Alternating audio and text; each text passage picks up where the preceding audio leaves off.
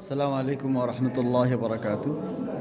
ৰমজানৰ শেষৰ 10 দিনৰ ৰসুল্লাহ সাল্লাল্লাহু আলাইহি সাল্লামৰ লাইফ শিডিউল পৰিৱৰ্তন হৈছিল আৰু তেখেতে নিজৰ জীৱনক পৰিৱৰ্তন কৰি দিছিল আৰু বিশেষকৈ 3টা কাম বেছিকৈ কৰিছিল।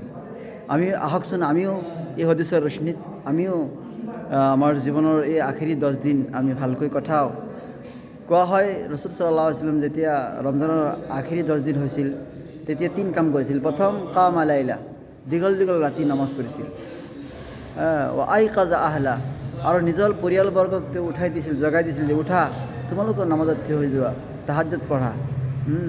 কিন্তু ইয়াৰ ব্যতিক্ৰমে ৰমজান মাহৰ বাহিৰত তেওঁ অন্য মানুহক জগোৱা নাছিল।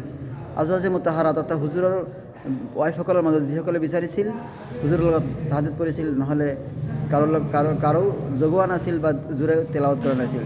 আৰু 3 নম্বৰ কাম ৰাসূলুল্লাহ সাল্লাল্লাহু আলাইহি ওয়াসাল্লাম কৰিছিল, সেয়া হ'ল ৱাশ্বাদ্দা মিজাৰা, হুজুৰ মানসিক আৰু শাৰীৰিক হিচাপে ইবাদত কৰিবলৈ প্ৰস্তুত হৈছিল। গতিকে আহক আমিও এই 3 কাম আৰম্ভ কৰোঁ আৰু আল্লাহৰ নৈকট্য হাজিৰ কৰোঁ। আমিও দীঘলীয়া নামাজ পঢ়া আৰম্ভ কৰোঁ আৰু নিজৰ পৰিয়ালবৰ্গক আখেৰী শেষ ৰাতিত আমি উঠাই দিওঁ আৰু নিজকে মানসিক আৰু শাৰীৰিক হিচাপে বেছি ইবাদত কৰিবলৈ প্ৰস্তুত কৰোঁ।